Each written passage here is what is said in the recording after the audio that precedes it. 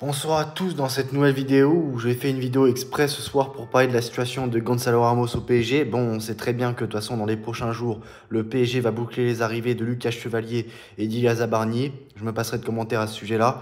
Mais on va parler d'un autre sujet, celui de Gonzalo Ramos.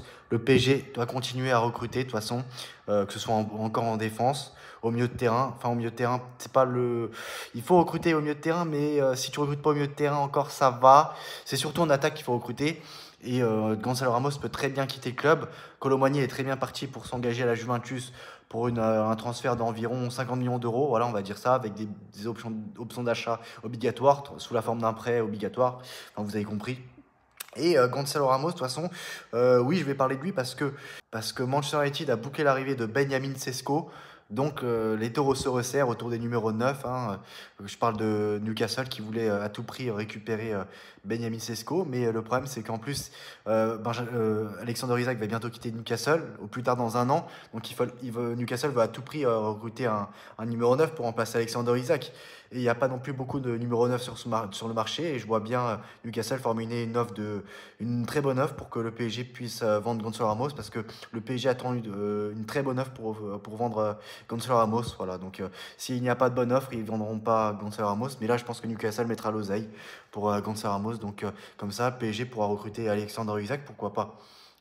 Le Paris Saint-Germain fonce sur Rodrigo. Poussé vers la sortie par le Real Madrid, Rodrigo intéresse le PSG, un dossier qui pourrait animer la fin du mercato estival. Lassé d'attendre son heure au Real Madrid, Rodrigo veut partir et les merengues sont d'accord pour le laisser poursuivre sa carrière ailleurs.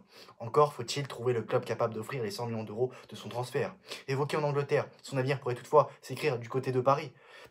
Rodrigo apprécié à Paris. Au moment de voir Kylian Mbappé partir vers le Real Madrid, le PSG a envisagé plusieurs profils XXL pour lui succéder, dont Vinicius Junior, qui était une option, et Rodrigo était la seconde. Particulièrement apprécié par Luis Campos, le Brésilien est une cible pour cet été, d'autant plus avec l'envie de Luis Enrique d'avoir une nouvelle option offensive, polyvalente à disposition. Le prix pose souci par contre. Pour l'heure, le PSG n'envisage pas d'investir un si gros montant, même pour un talent comme Rodrigo. La stratégie parisienne est d'attendre quelques semaines en restant attentif au dossier pour revenir mettre son nez dedans en toute fin de mercato. En toute fin de mercato.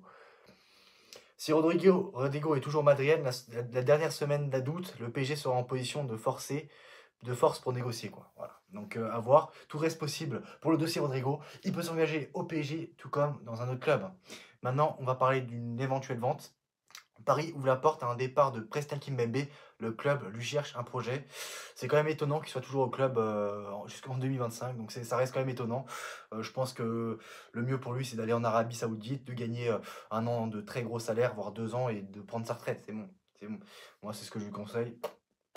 À la recherche de plus de temps de jeu, Canguigny étudie le marché. Naples et Manchester United ont manifesté leur intérêt. Luis Enrique aimerait garder le joueur, information Marca. Bon, malgré l'intérêt de Newcastle pour Gonzalo Ramos, le PSG veut le garder. Il faudrait une proposition colossale pour tenter de changer les choses. Donc voilà pour Gonzalo Ramos. Et sinon, le Celta Vigo s'intéresse à Arnaud Tenas. Le PSG réclame 3 millions d'euros pour laisser partir son gardien. Donc voilà. Aussi, une autre information est sortie concernant une arrivée. Le PSG s'intéresse aussi à la pépite brésilienne Ryan. Le Paris Saint-Germain suit de près Ryan, jeune attaquant prometteur évoluant à Vasco de Gama. Âgé de seulement 19 ans, ce gaucher explosif est capable d'évoluer sur l'aile droite ou d'occuper un rôle d'avant-centre. Doté d'une clause libératoire estimée à 15 millions d'euros, Ryan attire l'attention grâce à sa polyvalence et son potentiel offensif. Paris pourrait donc envisager de passer à l'action pour recruter ce talent sud-américain et renforcer son secteur offensif pour l'avenir. Deux possibilités, soit le joueur intègre l'effectif parisien dès cet été, ou il n'arrivera qu'en décembre en cas d'accord entre les deux clubs. Quoi. Donc voilà ce qui peut se passer. Alors je sais pas à quoi le PSG joue à ne pas recruter, ou peut-être qu'ils attendent de voir ce qui se passe et peut-être qu'ils recruteront au mercato d'hiver, mais ça me paraît pas une très bonne idée. Le PSG doit recruter 3 joueurs, 4 joueurs ne suffiront pas, et même t'es même pas sûr que le PSG recrute 3 joueurs, 4 joueurs. Enfin si, 3 joueurs quand même, voilà. Mais il faut plus, c'est pas suffisant. Il en faut 5, 6 facile. Hein. Les recrues c'est très important vraiment. Avec un calendrier très très très très chargé, avec la CAN et la Coupe du Monde 2026. Voilà. Donc c'est mon avis. Et pour moi, le PSG fait une très grave erreur et n'arrive pas à gérer cette après-Ligue des Champions, on dirait. À très bientôt. Ciao.